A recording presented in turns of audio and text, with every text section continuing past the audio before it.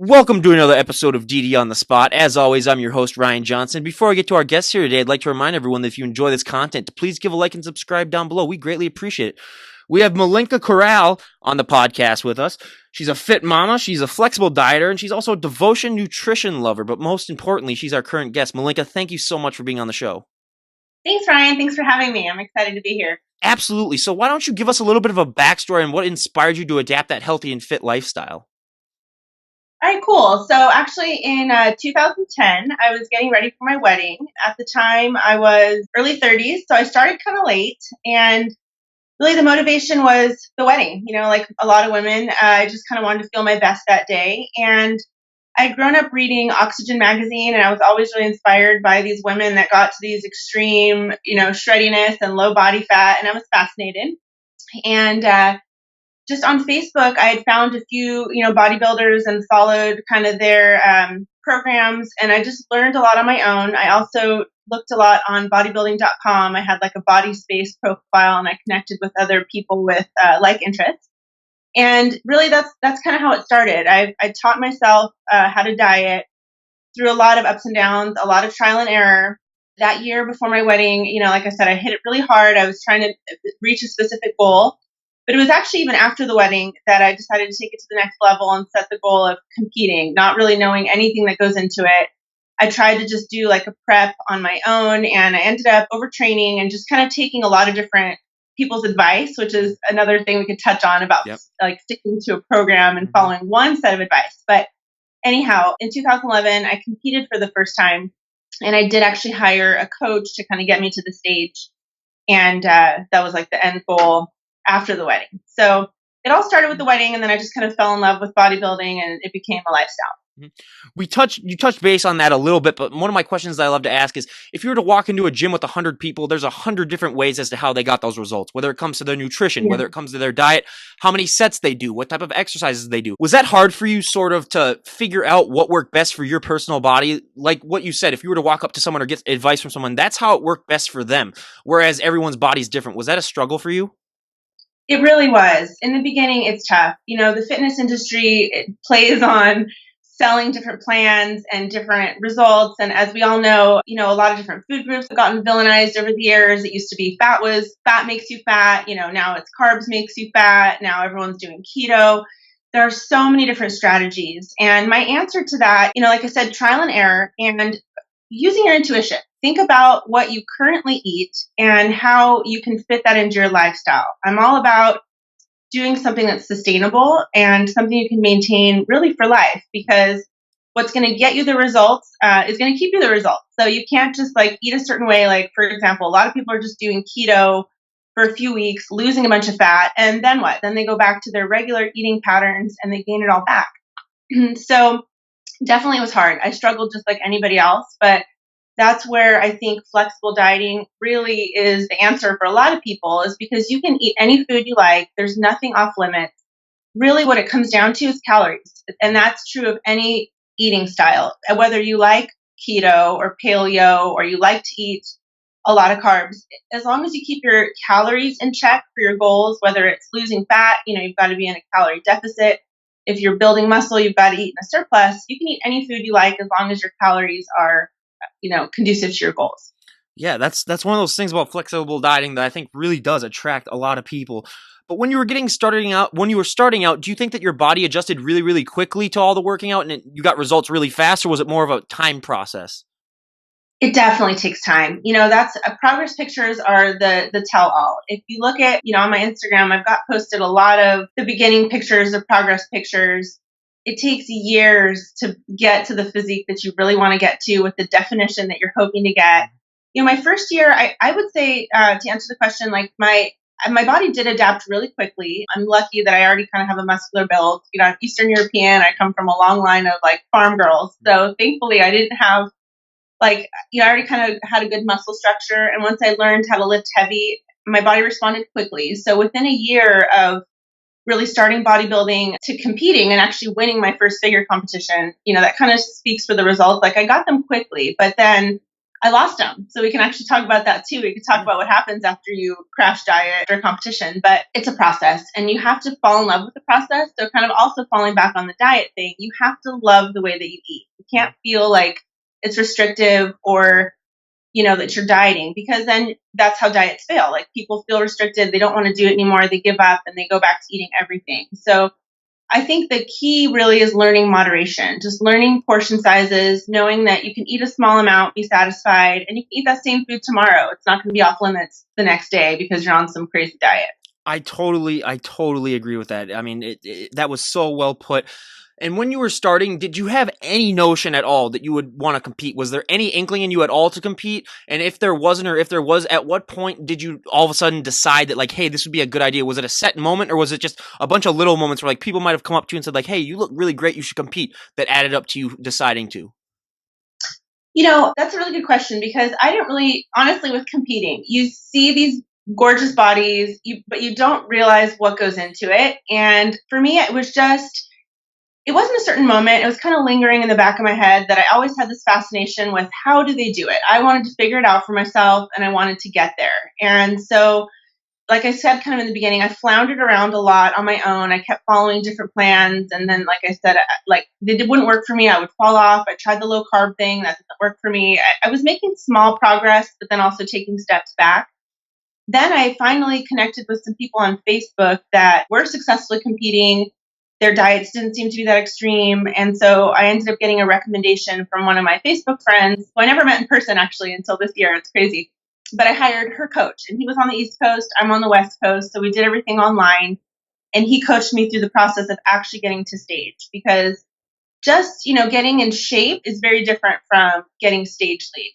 As a woman, your body fat has to get unnaturally low, and it's not necessarily healthy. And so you kind of have to learn what is the most possible healthy way to do it. Because my first competition, I definitely didn't do it the best way, and I had some aftermath. So, like, one of the questions that I always like to sort of ask after that is, what was your first prep like? Because, like I said before, like kind of what you mentioned, I mean, getting healthy and getting into shape requires a pretty big change in your diet. But going into prep, that's notching it up to a whole just huge extreme, and it's really just a shock to your system. But what was that like the first prep? So the first prep was way too long. That was part of the problem. I had already been really like extreme overtraining and extreme low calorie dieting on my own before I hired a coach. I would highly recommend for anybody considering competing, hire a coach day one. Again, it's a different animal. You might be in great shape already, but you need someone to guide you through what it takes to get even leaner. So what a lot of people don't tell you, or you don't maybe realize, is that prep honestly becomes a part-time job. That's why people do it professionally, and that's why there's a bodybuilding industry. If you're just going to be like a hobby competer like I was, just be prepared for the sacrifices that it takes, on your social life. Might affect your work.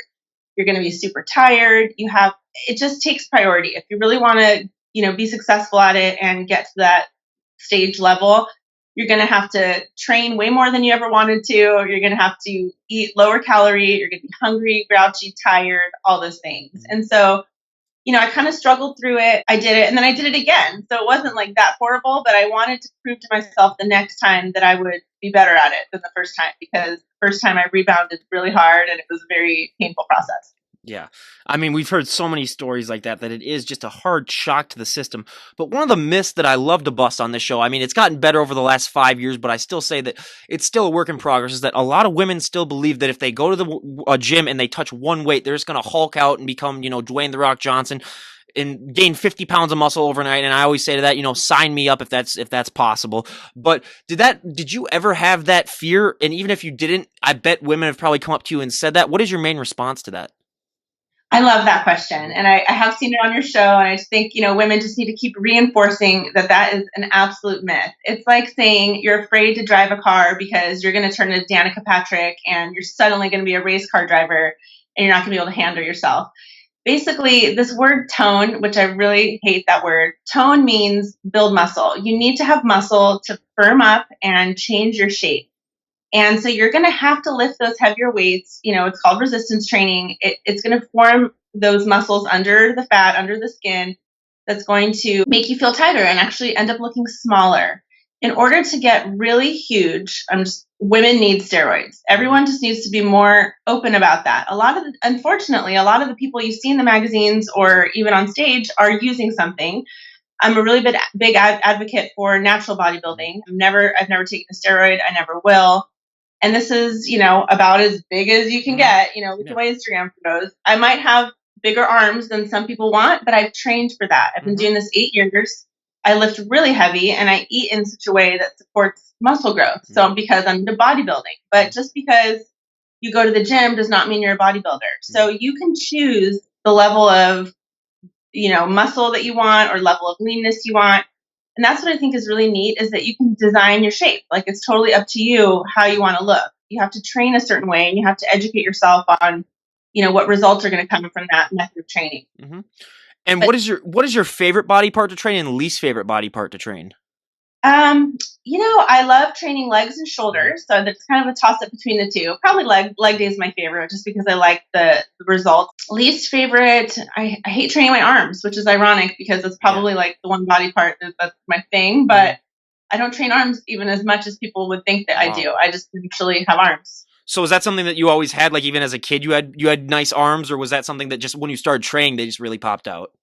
They just popped out because when you had a layer of fat over them before I, kind of got to my desired level of leanness, they just felt kind of huge. So I must have had a good amount of muscle under there, but yeah, I don't really enjoy isolation exercises, and that's the thing with training arms. You're just, doing dumbbell curls. I would rather do more kind of compound exercises that tax, a lot of muscles, like squats or deadlifts. Those are more full body kind of exercises. Well, you're one of the lucky ones. My genetics is just a big back naturally, but yeah, if I had the natural big arms, I mean, I would just be killing it. So enjoy that while you have it. It's one of those things. I mean, I envy you now, but going sort of back to the competing aspect, as you can see, I'm a very pale person myself. What was that experience like for you getting that tan on for the first time? Because we hear so many stories of like people, they see muscles that they never even thought that they had. Everything seems to be popping. What was that like the first time putting that on? It's quite the experience the first time even going through the stage process. The tan is definitely, it's neat. It's fun to see kind of all that definition. It's unnaturally dark. The stage lights wash you out, and that's why you have to do the dark tan. But it has a certain smell to it. It actually kind of stinks. It feels really sticky. It messes up your sheets, like it rubs off on everything. So some people tan, they'll get the base layer on the day before and then have to sleep in it, which is gross. So I've done both ways, where I get sprayed the day of the show. That's a little bit less painful because you're not having to sleep in it, but it's not nice. It's actually like a very orange Oompa Loompa color, and then it takes like everything to get it off. Like you're scrubbing that stuff off for like a week after. Tanning is definitely not my favorite part. Absolutely. And what is that feeling like for you personally when you get to walk on stage and show off all of that hard work? I mean, you're talking about your first prep where you trained for the amount that you did just for prep and for all the other preps that followed. What is that feeling like for you when that prep's finally done and you finally get to go on stage and show off, all of that hard work? So it's interesting because I've realized I've done 3 shows. I've realized over the years I don't love the stage. The very first show I think was probably the most exciting because it was new. You get all the butterflies and the nerves, and I certainly had that the second, third show too. Like obviously I was nervous. I'm not naturally comfortable on stage, and to be honest, posing is one of the hardest parts of competing and of prep and everything. A lot of time and effort has to go into your posing practice. And so when you're finally there on stage, you're having to squeeze every single muscle in your body, try to act natural, try to smile, try to be feminine and glamorous, like a woman should on stage. So, I don't really like it. And that's why I won't compete again. I like to just kind of look like I compete, and I like to live the lifestyle and eat how I do train. But the stage part is not for me. Yeah, I mean, I can totally understand that. There are just so many factors that go into it, and just also the way that you have to make your body look just to get on that stage and compete against a lot of those women.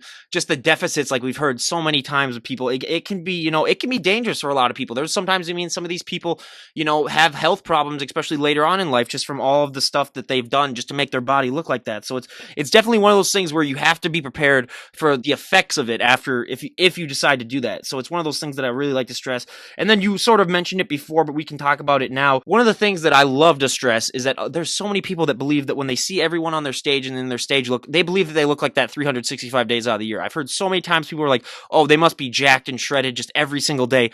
That's not the case at all. What were some of I know you had a little bit of a problem with that, but what are some of the ways that you tried, or what are some of the ways that you wanted to do when it came to, maintaining that positive body image where you're just going to tell yourself like, hey, I know I'm going to put on like 10, 15 or 20 pounds and just naturally after the show because I've been dieting down so much and I've just been training a lot. Were there any tips that you tried or tricks that you tried to use to sort of, not make it so that you just go crazy and be like, oh my God, this was all just, a huge, like, it doesn't matter because I'm going to put on weight after that. Is there anything that you use to try to sort of make up for that? That is one of the most difficult and probably least talked about subjects of competing is what to do after. And I think the best trick or tip is having a plan and still kind of sticking with your coach and do a proper reverse diet, which means you're slowly adding calories back in, usually kind of upping your carbs and fat in small increments up until you get up to your maintenance calories. So I've experienced the extreme of my first show rebounding. I just ate anything and everything. I didn't really understand how quickly I was going to blow up. And then also, at that point, actually, I really think I had adrenal fatigue and my hormones were jacked up. I was like out of control of my body the first show. Second show, I did much better. I really tried to reverse diet. It is a struggle, though, mentally to reverse diet because you've trained so hard for this one point and you just kind of feel like you're entitled to now eat everything that you want to eat. But the trick is to just keep tracking and stay accountable. And, and it really just takes time to develop that positive body image of just loving yourself at every step, and here I am 8 years in and I'm finally to that point, but it really took 8 years. Like now I'll look at photos and, feel like I remember feeling terrible, maybe after my second or first show. I remember feeling horrible, like, oh, I must be so big now after my show. And I look at photos and I'm like, I wasn't. I'm just like really being hard on myself. And I think a lot of people, maybe that get into bodybuilding or even just, struggle with body image anyways, have body dysmorphia. I certainly have a little bit of it where I'm just like, I don't see myself objectively. It's like my head is telling me something different. And I look at photos and I'm like, what was I thinking? I'm fine, So staying accountable, keeping up on your training, it's a lifestyle. Like you can't just go. So one of my first mistakes was with competing. I jumped in too soon. I think anybody that wants to compete should be living the lifestyle for at least a couple years and already know kind of handle seasons changing, your body weight going up and down, and being in a good mental space. Don't just compete because you want to lose 20 pounds and that's your end goal and, oh, I might as well get on stage. Like, no, the competing part of it is a whole nother animal. So just first establishing the lifestyle and then considering whether you want to compete or not. Because as women, we have a hard time anyways just being comfortable at any weight. Women don't like to gain weight. They don't like the idea of it. If you're into bodybuilding, you can kind of understand that you have to bulk sometimes in order to build more muscle. Like I've tried that strategy too. And actually in the last 2 years, I've done like a proper bulk and I was okay with it. I never felt like, oh, I don't like myself now that I'm 15 pounds heavier. But then, so at the beginning of this year, I was 15 pounds heavier. I lost that 15 pounds this year and it was really empowering. So I'm like, I enjoyed every part of it. I was, in control of it. I did it all myself. I didn't have a coach this year. And so that was like a big accomplishment for me personally that I could do it on my own. I could maintain that positivity and really try to inspire others. Where I'm coming from now is like, hey, moms, like I just lost 15 pounds this year on my own, being consistent, having a full-time job, having my own business, having 2 kids. If I can do it, you can do it. It's taken me a long time to learn it, but it takes time. So you have to just accept that it's going to take time and commit and do it. And so that's the message that I try to spread is go for it. Just set your goals and chip away at it over time and just don't give up and then you'll get there. Absolutely. And you did mention probably the most important part of you being a guest is that you are a fit mom. And that is such a hard thing for women and especially just overall these days because like I've said a million times, being a mom is a job in and of itself on top of your 9-to-5 job that you have. So it's almost, there are some ways that you can find to get in that healthy schedule, but it can be very, very hard. What were some obstacles that you had starting out with when it came to, finding time to still work out and maintain that healthy lifestyle, having a kid and having a job? So it comes down to priorities and organizing your time. And, the obstacle is always the unexpected things that come up. You can have the best set plans, and then you're walking out the door and your baby pukes all over you, or your baby or you didn't sleep all night because your baby was up. So there's always going to be things that set you back. My kids now are 3.5 and 5.5, so I don't really have like the challenges of baby things, but they have feelings and emotions, and if they're sick, sometimes I can't get to the gym. But really, it comes down to priorities. And so when I say that, I mean I rarely watch TV, so I don't spend the time that some people spend on the couch watching TV could be time spent exercising, either whether you're able to get out of the house so someone else can watch your kids, that's your time at the gym. Or if that's not an option, if you're a single parent, then you get a treadmill or you get a bike at your house and you fit it in wherever you can. Or if you have a 9 to 5 job, you go to the gym on your lunch break and get a quick 30-40 minute lifting session in, instead of hanging out with your coworkers. Like, those are the types of sacrifices that, you have to make in order to have a fit lifestyle, but it's absolutely 100% doable. I started off doing whatever body weight exercises I could do at home when baby was napping, or even when baby's not napping. I actually have videos of me like holding one of my kids doing squats, or using one of those baby carriers and doing lunges, or walking around your neighborhood. The biggest thing is just don't make excuses. Don't think that because you can't get to the gym and work out for 2 hours, oh, you might as well not work out at all. Like, that's the biggest load of BS. Like 10 minutes at a time, 10 minutes a day, whatever you can squeeze in is going to add up.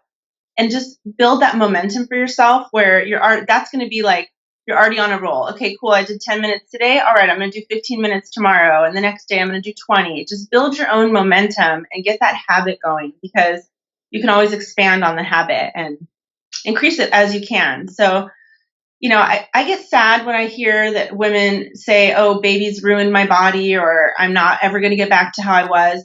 Those are limits that you have in your head. And I can vouch for that. I look better now at 39 after having 2 kids than I did in my 20s, because in my 20s, I just didn't believe in myself. I was unhappy. I was like heavier than I wanted to be. And it's not like I was super heavy. I mean, people look at those photos and they're like, you look great. And I'm like, okay, thank you. But I didn't feel great. I didn't feel empowered like I do now. Like, taking control of your fitness and, being able to accomplish your own goals is really empowering, whatever those goals are. It doesn't have to be looking like a bodybuilder. It could just be feeling more confident in your clothes. And so that's what I encourage people to do. Again, I think it's really sad when moms, cover up at the beach, or they won't even take their kids to the beach because they just feel insecure. And I'm like, that's no way to live. So whatever it takes for you to get to your happy place is what I want to encourage and inspire people to do. Absolutely. That's so great that you're doing that.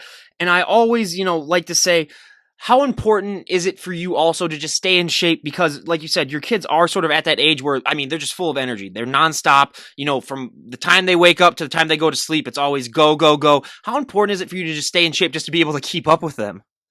Oh my gosh, I can't even stress this enough. Working out is like my stress relief.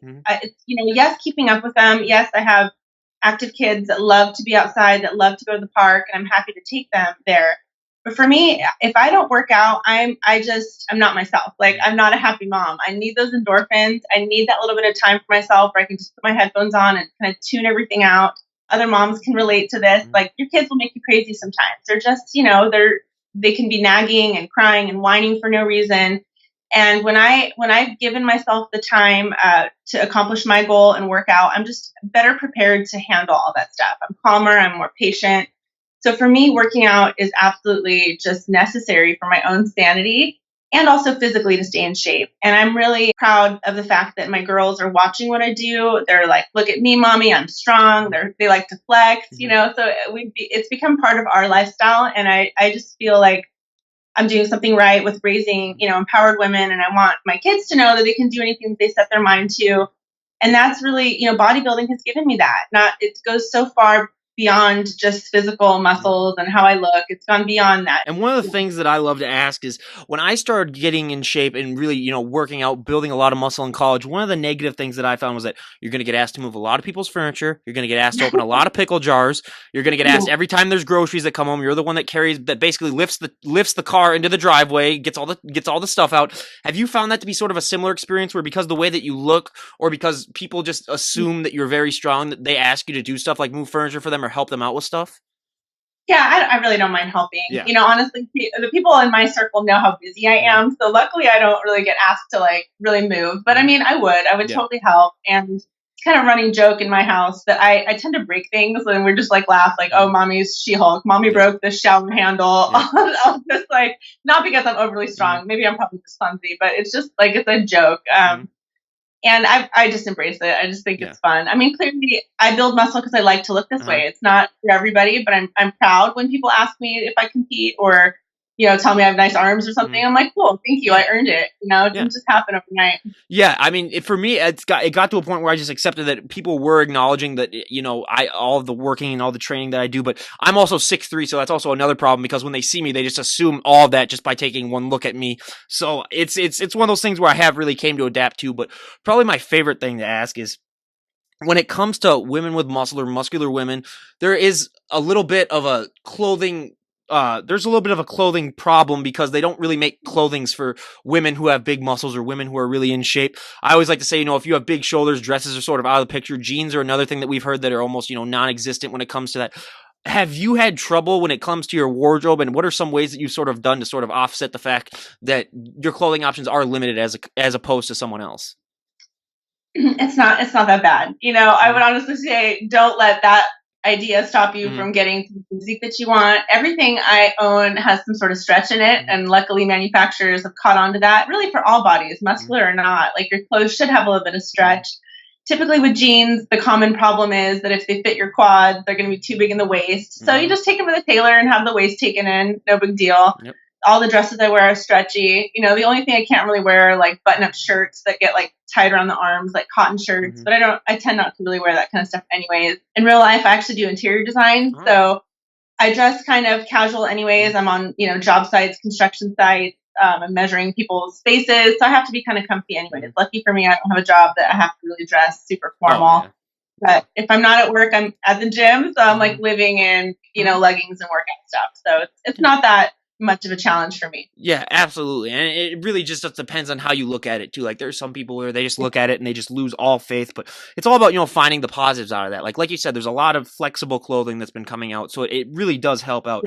But now we go to the audience favorite part and my favorite part of the podcast, a little questionnaire where I'm going to ask her about a dozen or so questions and see how she stacks up to all of the health and fitness guests that we've had. So for our first question, what is your go-to workout song at the moment? I listen to a lot of gangster rap. I always say that my taste in music is not as classy as the rest of me. So I'm enjoying actually like the new Carter 5 album. Usually just have it like on Pandora, like Lil Wayne radio. I like Ty Dolla $ign, all the like crazy ghetto stuff. That's awesome. I would have never guessed that. So we learn something new every day on here for sure. So out of all the celebrities on the planet, is there any celebrity that you would want to work out with the most if you had the chance?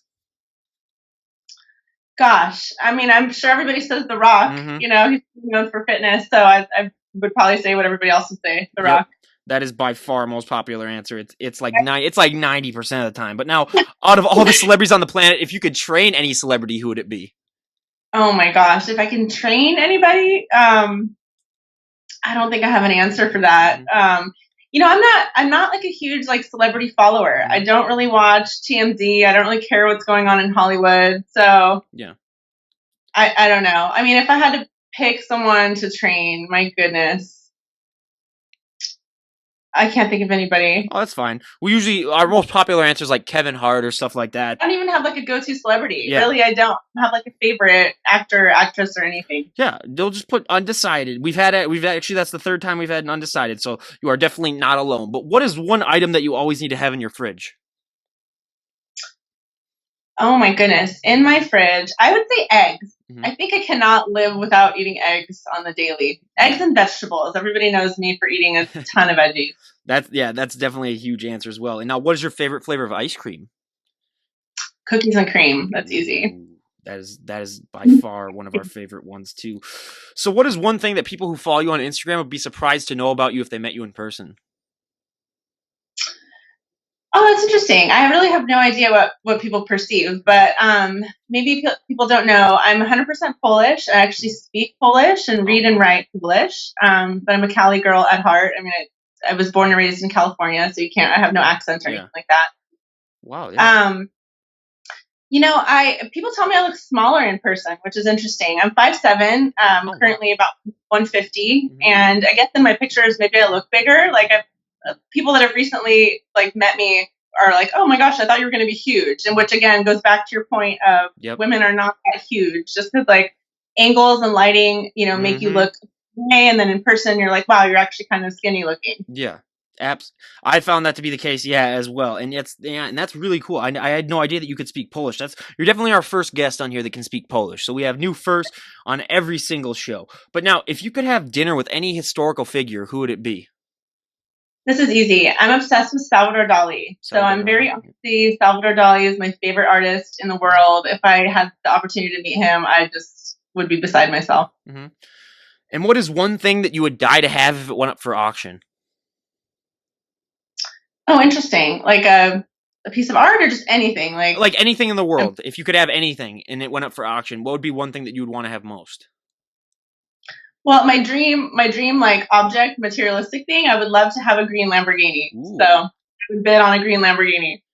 And they say only geniuses pick green, so. And now, what is one thing that you would change about the sport of bodybuilding if you had the all knowing power to do so? Um, I said I'm Hmm. anti-steroids. To each their own. I don't know that I would change it. It is what it is. I wish that there was a little bit more transparency about it. So I suppose that, Hmm. but that even that movement's changing. I find a lot of people on Instagram are waving their steroid flag and making it really obvious. There's hashtag natty no more Hmm. and things like that where women are proudly rocking the steroids. And Hmm. I'm not one to judge. Like if that's what you want to do, cool. I just think that there should be a little bit more transparency. Hmm. So, I'm rocking my natty hashtag and my natural bodybuilding hashtag. I would never want somebody to assume that I'm on steroids. And so that was important to me, even when I entered competitions, that they were like natural ones, drug tested ones, where the playing field is level. I did one, not tested one, and I just kind of realized then and there, like, why am I going to donate to this organization where there isn't a future? Like, to Yeah. get higher up in that organization, you have to be on a level playing Hmm. field and probably take something. So, Absolutely. That's just one of those things, too, where the transparency has gotten better, but a lot of people still have that assumption where they're like, this people all just do it naturally. It's like, no, you can't look like that, especially the high level that bodybuilders, unless you're on something. and that's just it. And so, yeah, I mean, it in the sport, it's a given, right? Hmm. But I think for the general public or just men and women that are looking to get in shape, it's discouraging unless you realize that person is taking Hmm. something. You look at these people and you wish that you could look a certain way, but like without knowing that you're going to have to take all these Hmm. hormones, you're going to find out the hard way that you're not going to get there. Yeah. So I mean, even as with comparing yourself to other people, I'm not into that. I just think Yeah. that everybody should try to strive to be the best version of themselves, and you can be inspired by someone else, where you can say, "Oh, they look good. Hey, if they can get to that level, I can get to that level." But don't ever like look at someone and be like, "Oh, I wish I had their arms," because Yeah. you can't. Like they have their arms and you have your Yeah, arms. absolutely. And I have two questions left on the questionnaire. So, what is your favorite fashion trend of all time and least favorite fashion trend of all time? Okay, fashion trends. I'll start with the least favorite because Mhm. this is a funny one. Harem pants. Harem Oh. pants are the ones with like the saggy crotch. Hmm. My husband may call them poopy pants. Yep. We saw a huge trend in Europe when we went a few years ago, and especially in Spain. Everybody was wearing them, men and women, and they're just not cute. They're not flattering in any way. So I'm gonna have to say harem pants, least favorite fashion trend. Favorite fashion trend might be leggings. Like I like how leggings have gotten so mainstream. There's so many cool styles. They've even turned leggings into like work pants, and I live in my stretchy pants, so Yeah. I like that. Yeah, that's a great answer. So now, if you could go back in time and talk to the 18-year-old version of yourself, what would be the best piece of advice you would give her? Oh my gosh, poor Milenka at 18. I was pretty lost. I had kind of a tough 18 through 20s, and I had really low self esteem. So I would just say stop that shit, and just be confident. And, I think about that all the time because now I think the youth of today, the 18-year-olds today, have a completely different landscape than I had 20 years ago, even with social media. But, I wish that at 18 I had found lifting, honestly. I wish I had found a little more positivity and something to inspire me back then because I was just like all over the place. So I was very artsy and I went to art school, but I didn't even end up in the career that I thought I was going to end up in. So a lot has changed since then. And if you could have one piece of advice for moms specifically who want to, get in shape, who haven't started yet, what would be your best piece of advice to them?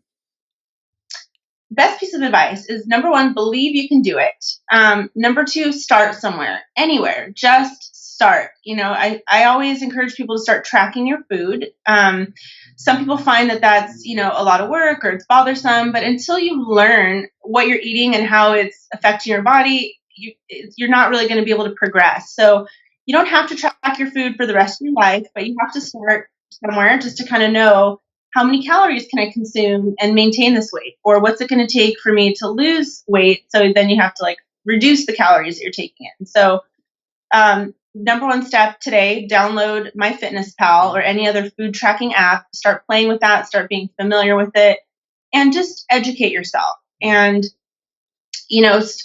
stay consistent. So if you follow a plan for any amount of time, you'll see some sort of results. And then if they're not the results you wanted to see, then you learn to adjust. But don't just try for a week and then give up and then, oh, that plan didn't work. So now I'm going to go find another plan and try that for a week. You have to realize that it's going to take weeks or months or even years to get to where you want to get. And you have to sort of embrace that. Absolutely. Absolutely. And before we wrap things up, Devotion Nutrition, how did you get into that? And could you explain to us sort of what that is? Okay, so Devotion Nutrition is actually a protein and kind of flavor system developed by two moms. And I found them online and actually have met them at a trade show too. And I just am inspired by the two moms that started it. And their products are amazing. So I personally use the Devotion Nutrition protein, and also they have what's called flex flavors, which are like a flavored stevia kind of powder. And so I bake with this stuff just to kind of be able to increase the protein content of my food. And then the flex flavors I use in my coffee, in my oatmeal, and my Greek yogurt, all the kind of, diet-friendly bodybuilding foods that you can make into treats. So I just started following them. I was using the products myself. I'm recommending them to everybody around me in my circle. So I decided to become an affiliate, just to kind of be more involved with the company. But they're awesome. So if you don't know Devotion Nutrition, definitely check them out online. Absolutely, and I highly recommend everyone go and check out Milenka's page. We're going to leave the links down below for everything, and again, we cannot thank you enough for coming on the show. It was really, really awesome having you on, and just a huge inspiration. Everyone go and follow her, be inspired to drop that remote, get off the couch, stop eating all those Twinkies, and adapt that healthy and fit lifestyle. I mean, it's just so inspiring. And before we wrap things up, is there anyone that you would like to give a shout-out to? Well, thanks, Ryan, for having me on. I really appreciate your time and for inviting me. I'm super flattered, just little old me over here in California doing my thing. Shout out to my husband, Ruben, for supporting me all these years. He's really my rock. And, he makes it possible also for me to devote as much time at the gym that I do. He understands my lifestyle and is there to kind of balance all the parent responsibilities that we have. So that is my shout out. That's awesome. And again, you guys go and follow her down below. I will leave all of the links, and thank you so much for coming on. And again, you guys, this is Ryan Johnson, DD on the spot, signing out. Have a great day, everyone.